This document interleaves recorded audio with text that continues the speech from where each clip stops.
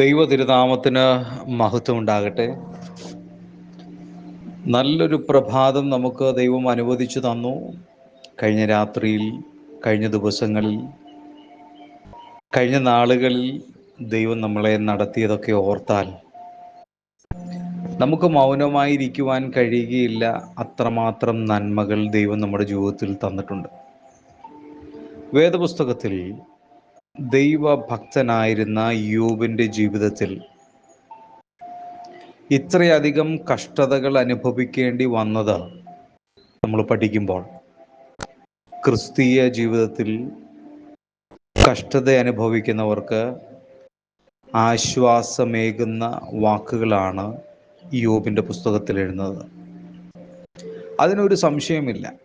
അതുകൊണ്ടാണ് റോമാലേഖനം 8-ാം അധ്യായം 28-ാം വാക്യം വായിക്കുന്നത്: ദൈവത്തെ സ്നേഹിക്കുന്നവർക്ക് സകലവും നന്മയ്ക്കായി കൂടി വ്യാപരിക്കുന്നു. കഷ്ടത അനുഭവിക്കുന്നവർക്ക് അത് പ്രചോദനമാണ്, പ്രയോജനമാണ്. നമ്മുടെയൊക്കെ ജീവിതത്തിൽ നമ്മൾ കഷ്ടതയിൽ കൂടി കടന്നു പോകുന്നത് നമുക്ക് നന്മയായിട്ട് വേദപുസ്തകം പറയുന്നത് പോലെ ഭവിക്കും. എങ്ങനെയെന്ന് നമ്മൾ ചിന്തിച്ചിട്ടുണ്ടോ? നാം കഷ്ടതയിലൂടെ കടന്നു പോകുന്നത് ആ സമയം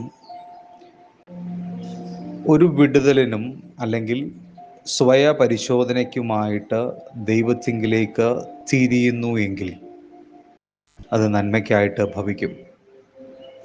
2, കഷ്ടത അനുഭവിക്കുന്ന മറ്റുള്ളവരുടെ വേദനകളോട് താദാത്മ്യം പ്രാപിക്കുവാൻ നമുക്ക് കഴിയുമെങ്കിൽ നമ്മൾ കഷ്ടതയിൽ കൂടി കടന്നു പോകുന്നത് നമുക്ക് നന്മയായി ഭവിക്കും. ഏതു സാഹചര്യത്തിലും ദൈവം വിശ്വസ്തനാണെന്ന് മനസ്സിലാക്കുന്നുവെങ്കിൽ നാം അനുഭവിക്കുന്ന കഷ്ടതകൾ നമുക്ക് നന്മയായി പരിഗണിക്കും.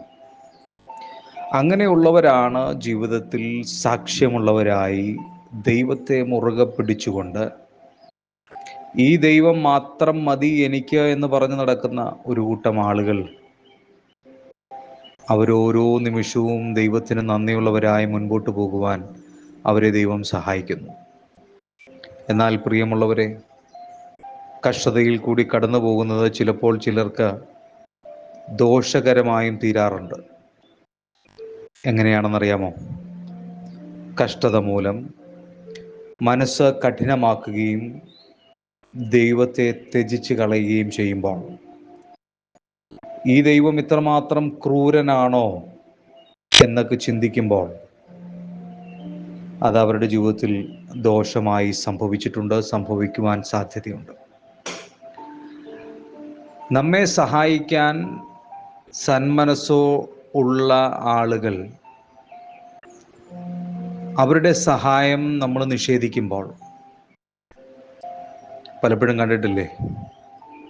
ഒറ്റ ബുദ്ധിയിൽ ആരും വേണ്ടാതെ തന്നെ ജീവിക്കാമെന്നൊക്കെ ചിന്തിച്ച് ഒരു കഷ്ടതയിലൂടെയൊക്കെ കടന്നു പോകുമ്പോഴും ആരുടെയും സഹായം വേണ്ട എന്നൊക്കെ ചിന്തിക്കുന്ന ആളുകളുണ്ട്.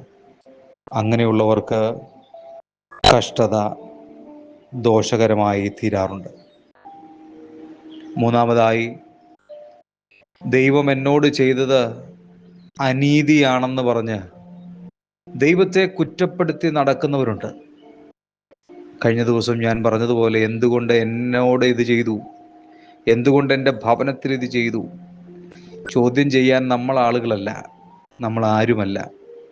അങ്ങനെയുള്ളവർക്കും കഷ്ടത വല്ലാത്ത ദോഷകരമായി തീരാറുണ്ട്. വചനമനുസരിച്ച് ജീവിക്കാൻ പറ്റിയ വിധം നമ്മുടെ ജീവിതമൊന്ന് പുനഃക്രമീകരിക്കുവാൻ തയ്യാറാകാത്തപ്പോഴും നമ്മുടെ ജീവിതത്തിലെ കഷ്ടങ്ങൾ ദോഷമായി മാറാറുണ്ട്. പ്രിയമുള്ളവരെ, വേദപുസ്തകത്തിലെ വാക്യം ഒരിക്കൽ കൂടെ ഞാൻ പറയുകയാണ്: ദൈവത്തെ സ്നേഹിക്കുന്നവർക്ക് സകലവും നന്മയ്ക്കായി കൂടി വ്യാപരിക്കുന്നു. പ്രിയമുള്ളവരെ, 2 ചോയ്സാണ്.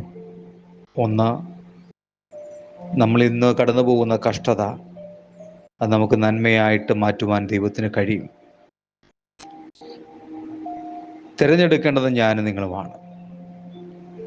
അതുകൊണ്ട് ദൈവസന്നിധിയിൽ ആത്മാർത്ഥമായി ദൈവത്തോട് അടുത്തിരിക്കുന്നവർക്ക് കഷ്ടത വരും, പ്രയാസം വരും, എന്നാൽ അതിൻ്റെ നടുവിൽ ജയകരമായ വഴികളും നന്മയും ദൈവം ഒരുക്കും. തീരുമാനം നമ്മുടേത്. നല്ലൊരു തീരുമാനമെടുക്കുവാൻ ഇന്നത്തെ ദിവസം നിങ്ങൾക്ക് ദൈവം ഇടയാക്കട്ടെ. ആത്മാർത്ഥമായി ആഗ്രഹിക്കുന്നു. നല്ലൊരു ദിവസം ആശംസിക്കുന്നു. God bless you.